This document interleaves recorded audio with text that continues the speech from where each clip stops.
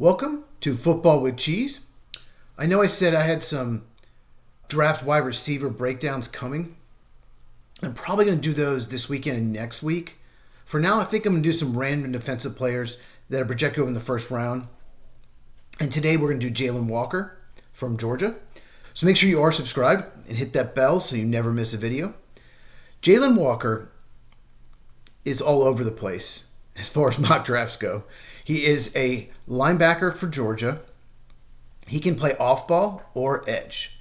And I think that is the main reason why he's projected to go top 10 by some people and late first round by others. Let's get into it. What are his strengths? He's a freak athlete. He ran the 40 and 4.50 at 6'1", 243 pounds.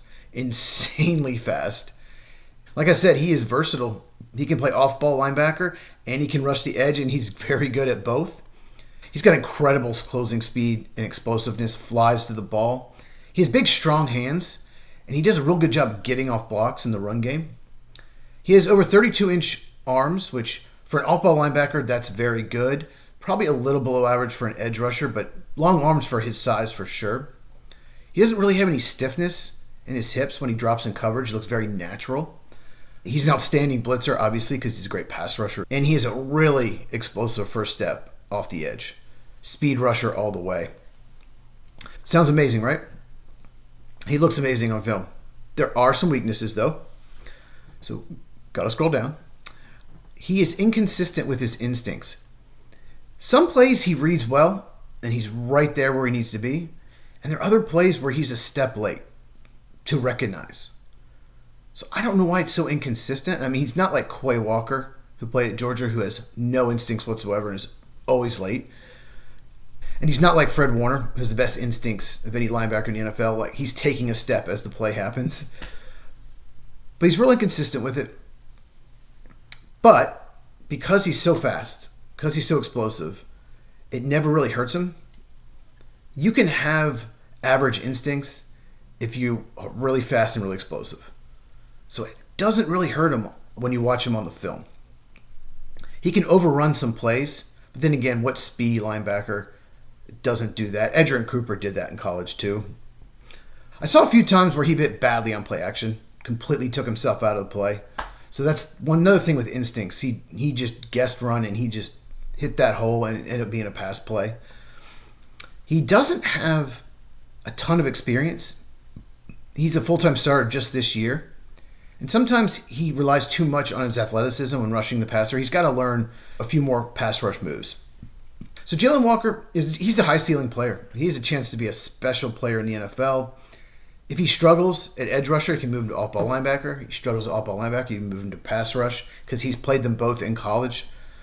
He's visiting the Browns, which is unusual. Browns pick second and 33.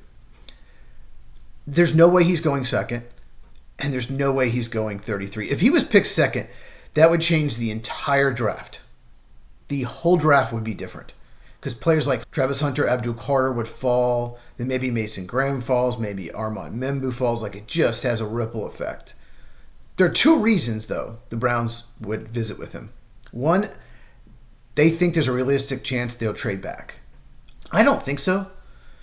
Because Cam Ward is going number one of the Titans. And I don't see the Saints or Jets moving up to get Shedeur Sanders because they might be able to get him anyway if they like him.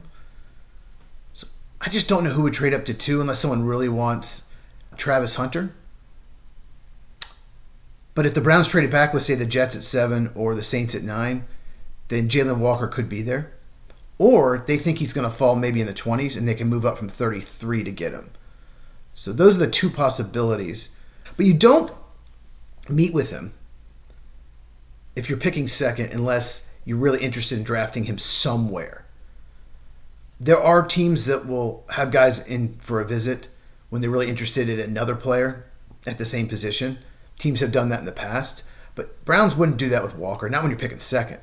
Walker, I've seen him as high as 3 on someone's top 100 boards, and I've seen him in the 30s. It's just such a crazy range. This draft is going to be crazy, though. There's going to be a lot of players like that. You're going to have players that are mocked late first round that go in the third round. And you're going to have players mocked in the third round to go late first. There is not a huge difference in this draft between 20 and 70. Reminds me of the 2019 draft. So the 2019 draft was a little bit better, top 10. But both these drafts are deep. And once you get past 14, 15, 16 guys, there's just not much difference in the next 50 players. And you'll see that with mocks. You'll see players like Landon Jackson, you'll see him mocked to Washington or Philadelphia in the first round, and you'll see him mocked to someone in the third round. I looked at where he's being mocked the most, and the most common was the Panthers at 8. And I get it, they could use pass rush. But the second most mocked was the Lions at 28. And the third most mocked was the Rams at 26. That's a wide range. 8 and then 28. So that tells you some people think he's late first round. Some people think he's top 10. If you believe that Walker can play off-ball linebacker on rundowns and then on passing downs rush the passer, so he's on the field all the time, then yeah, I could see you using a top 10 pick. If you think he's just an off-ball linebacker or just a designated pass rusher, then yeah, I could see him falling in the 20s. So it depends on the team and how they view Walker. I believe, assuming the rumors are true, the Packers are looking to trade Quay Walker. Hopefully, get him out. If he falls at 23, he fits the type of player the Packers would love. Athletic, fast, great blitzer. So I think his range is 8 to 23. And he could go a lot of places. The Colts at 14 could use a player like him. That's a sneaky place for him if he falls there. So what do you think of Walker? Comment down below. Like this video. Likes help so much. Share this with anyone who loves football. If you have not subscribed, please do that now. Check out these videos if you have not. And I'll catch you in the next one.